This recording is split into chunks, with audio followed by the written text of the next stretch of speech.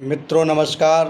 ज्योतिष विद्या सागर में आपका स्वागत है। मित्रों चलिए आज मैं आपको बताता हूँ भारत में वर्षा कब कब होगी, इस साल वर्षा के योग कैसे हैं और कैसे कब कब आपको वर्षा का सामना करना पड़ेगा। तो मैं शुरू से स्टार्ट करता हूँ कि देखिए 11 मई से 8 जून तक प्रचंड गर्मी उष्माघात से जनता त्रस्त रहेगी। शुक्रवार ज्येष्ठ शुक्ल चतुर्दशी 21-22 जून को 2024 सूर्य जब आर्द्रा नक्षत्र में 24 घंटा 6 मिनट पर प्रवेश करेगा। मित्रों भारतवर्ष में वर्षा का ऋतु कब आगमन होती है? जब सूर्य आर्द्रा नक्षत्र में प्रवेश करता है तब आर्द्रा प्रवेश की कुंडली बनती है। अब की बार सूर्य शुक्रवार दिन ज्येष्ठ शुक्ल चतुर्दशी को 21-22 जून 2024 को सूर्य आर्द्रा नक्षत्र में प्रवेश कर रहा है। कब करेगा? 24 घंटे 8 मिनट पे, 24:08 पे। उसी दिन से वर्षा ऋतु का आरंभ हो जाता है। आगामी 2 मास तक सूर्य के कन्या के संक्रमण के प्रारंभ तक वर्षा ऋतु की समयावधि मुख्यतः रहती है। 22 जून से 5 जून तक कैसा रहेगा? आप इसका हाल सुनिए। 22 जून से 5 जुलाई तक 22 जून से 5 जुलाई तक सूर्य, बुध, शुक्र और केतु ये सौम्य नाड़ी में होते हैं। मंगल प्रचंड नाड़ी में रहेगा, गुरु पवन नाड़ी में, शनि नीर नाड़ी में। प्रचंड वायुवेग के साथ वर्षा के योग हैं। 22 जून से 5 जुलाई तक प्रचंड आंधी तूफान आएंगे और वर्षा खूब होगी। अब देखिए 5 जुलाई से 2 अगस्त तक 5 जुलाई से 2 अगस्त तक सूर्य जल नाड़ी में, बुध शुक्र नाड़ी में, बुध और शुक्र दोनों अमृत नाड़ी में, मंगल प्रचंड पवन नाड़ी में, गुरु भी पवन नाड़ी में रहेंगे, शनि नीर नाड़ी में रहेंगे, राहु केतु सौम्य नाड़ी में रहेंगे। जिसका रिजल्ट होगा वायु वेग के साथ व्यापक प्रचुर वर्षा के योगायोग हैं। वर्षा का योग 5 जुलाई से 2 अगस्त तक भी बड़ी भीषण वर्षा होने का योग है। नदी तालाब जलाशय सब लबालब भरे रहेंगे। 2 अगस्त से 16 अगस्त तक अगली वर्षा का क्रम 2 अगस्त से 16 अगस्त तक रहेंगे। क्यों रहेंगे? सूर्य और बुध अमृत नाड़ी में रहेंगे, शुक्र भी अमृत नाड़ी में रहेगा। अमृत नाड़ी जल नाड़ी होती है। शनि नीर नाड़ी में ही रहेगा, मंगल गुरु पवन नाड़ी में रहेंगे और राहु केतु सौम्य नाड़ी में रहेंगे। वायुवेग के साथ कुछ स्थानों में मध्यम वर्षा, कुछ स्थानों पर अवरोध दिखाई पड़ेगा। कहीं कहीं बरसात होगी और कहीं कहीं अवरोधक आएंगे, अवरोध उत्पन्न करते रहेंगे। भारत के कुछ हिस्सों में बरसात होगी, कुछ में नहीं होगी। 16 अगस्त से 30 अगस्त तक आकाश में बादल छाए रहेंगे। कुछ स्थानों पर सामान्य वर्षा होगी, अधिकतर अन्य स्थानों पर अल्प वर्षा के ग्रह योग हैं। 30 अगस्त से 13 सितंबर के मध्य बहुत से स्थानों पर वायु वेग के साथ संचारित करेगा। आकाश में बादल छाए रहेंगे, कहीं कहीं पर बूंदाबांदी की संभावनाएं रहेंगी, अन्य स्थानों पर शुष्क वातावरण की संभावना रहेगी। ऋतु परिवर्तन के लक्षण प्रकट होंगे। 13 से 27 सितंबर तक सूर्य शनि नीर नाड़ी में रहेंगे, बुध जल नीर नाड़ी में, गुरु शुक्र दहन नाड़ी में, राहु केतु मंगल सौम्य नाड़ी में रहेंगे। कुछ स्थानों पर सामान्य वर्षा की संभावना रहेगी। अधिकांश स्थानों पर वातावरण शुष्क रहेगा। 29 दिसंबर को सूर्य पूर्वाषाढ़ा नक्षत्र में प्रविष्ट होगा। इस तारीख से हिमालयवर्ती तथा भारत के सुदूर दक्षिणी द्वीप क्षेत्रों जैसे तमिलनाडु, केरल आदि में शीत ऋतु के वर्षा काल का आगमन होगा। 29 दिसंबर से 11 जनवरी तक सूर्य राहु सौम्य नाड़ी में रहेंगे, मंगल जल नाड़ी में रहेंगे, शुक्र अमृत नाड़ी में, शनि केतु नीर नाड़ी में, बुध पवन नाड़ी में रहेंगे, शुक्र बुध भी पवन नाड़ी में रहेंगे, गुरु भी पवन नाड़ी में रहेंगे। वायु वेग के साथ बादल की चाल होगी।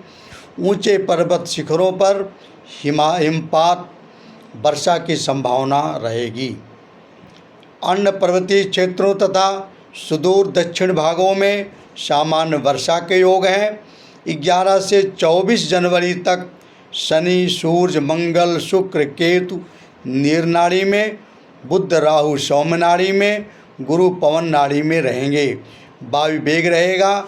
ऊंचे पर्वतीय क्षेत्रों में कुछ स्थानों में हल्के हिमपात व बूंदाबांदी की संभावनाएं रहेंगी। अधिकांश स्थानों पर वातावरण शुष्क रहेगा। 24 जनवरी से 6 फरवरी तक मंगल शनि राहु केतु नीर नाड़ी में, शुक्र सौम्य नीर नाड़ी में, सूर्य अमृत नाड़ी में, बुध भी अमृत नाड़ी में रहेंगे। ऊंचे पर्वत शिखरों पर हिमपात की संभावनाएं रहेंगी।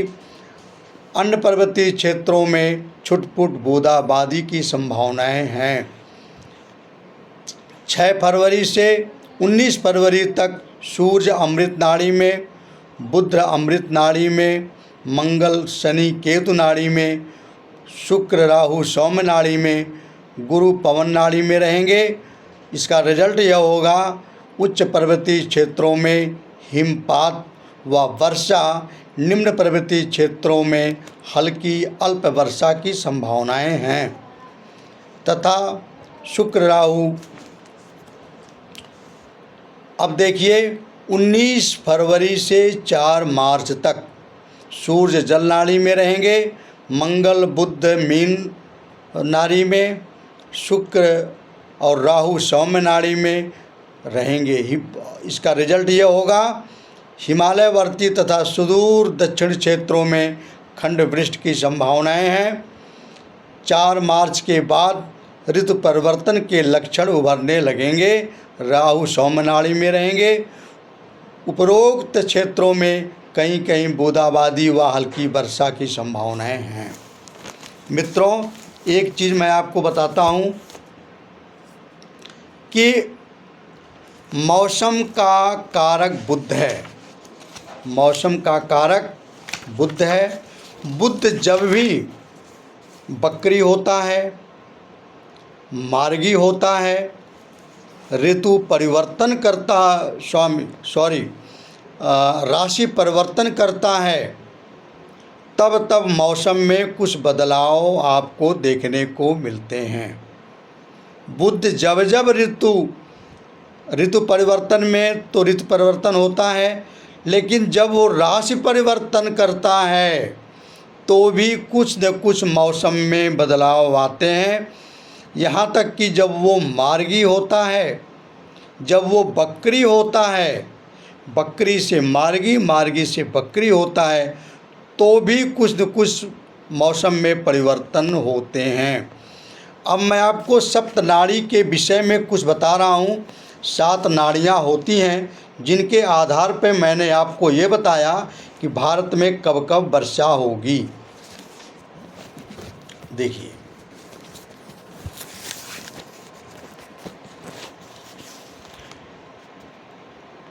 प्रचंड नाड़ी, सबसे पहला है प्रचंड नाड़ी। प्रचंड नाड़ी का स्वामी शनि होता है। इसका अर्थ ग्रीष्म ऋतु की भयंकर गर्मी होती है। प्रचंड नाड़ी का स्वामी शनि है और गर्मी के समय में भयंकर गर्मी पड़ती है। दूसरा है पवन नाड़ी। इस नाड़ी का स्वामी बुध सूर्य होता है। पवन नाड़ी का स्वामी सूर्य होता है। इसका अर्थ है ग्रीष्म काल की गर्म हवा। जब सूर्य पवन नाड़ी में जाता है तो खूब गरम गरम हवाएं आती हैं, जिसको हम लोग लू भी कहते हैं। तीसरा है दहन नाड़ी। इस नाड़ी का स्वामी मंगल है, जो आग जैसी गर्मी को दर्शाता है। मंगल आग होता है। मंगल जब दहन नाड़ी पर संचार करेगा, उस समय आग जैसी गर्मी रहेगी, लू के साथ रहेगा। सौम्य नाड़ी। इस नाड़ी का स्वामी बृहस्पति होते हैं। अत्यधिक गर्मी आने वाले मानसून से पूर्व के ठंडी बौछारों के मध्य संतुलन बनाती है। यह मध्य नाड़ी भी कहलाती है। इसके सौम्य नाड़ी को मध्य नाड़ी भी कहते हैं। इसके मालिक बृहस्पति जी होते हैं। सौम्य नाड़ी में जब जब ग्रह आते हैं तब तब हल्की बौछारों के साथ लाते हैं। एक चीज़ मैं आपको और बता दूं, किसी भी नाड़ी में, जैसे नीर नाड़ी है, जल नाड़ी है, अमृत नाड़ी है, ये तीनों भयंकर वर्षा देने वाली नाड़ी हैं।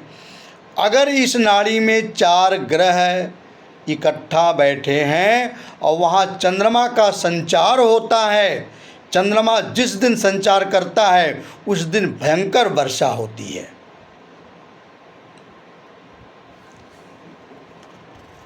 अब 5वां है नीर नाड़ी।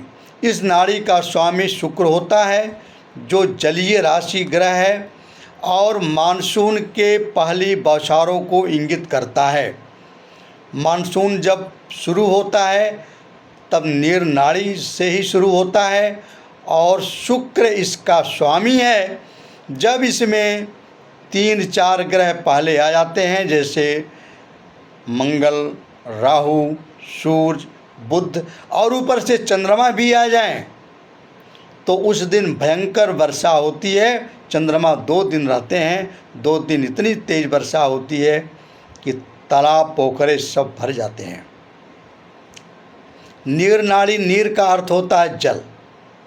यहीं से हमारी वर्षा ऋतु प्रारंभ होती है।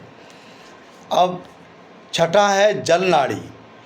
इस नाड़ी का स्वामी बुध होता है, जो मानसून की अधिक वर्षा को दर्शाता है। जल नाड़ी में बुध तो इसका मालिक होता ही है। जल नाड़ी में मान लीजिए बुध संचार करता है और 2-3 ग्रह और संचार करेंगे तो भारी बरसात होती है। अमृत नाड़ी, इस नाड़ी का स्वामी चंद्रमा है, जो जलीय राशि है और वर्षा की प्रचुरता को दिखाता है। नील, जल और अमृत नाड़ियों को उत्तरी अथवा सजला नाड़ी भी कहा जाता है। इस नाड़ी में अब नाड़ियों का वर्गीकरण 3 प्रकार से और बताया गया। जैसे यम है, यम में कौन कौन सी नाड़ियाँ आती हैं? पहले 3 नाड़ियाँ प्रचंड, पवन, दहन, ये यम नाड़ी कहलाती हैं। इन्हें दक्षिण नाड़ी भी कहा जाता है। ये नाड़ियाँ गर्मी, गर्म हवाओं एवं उच्च तापमान को दर्शाती हैं।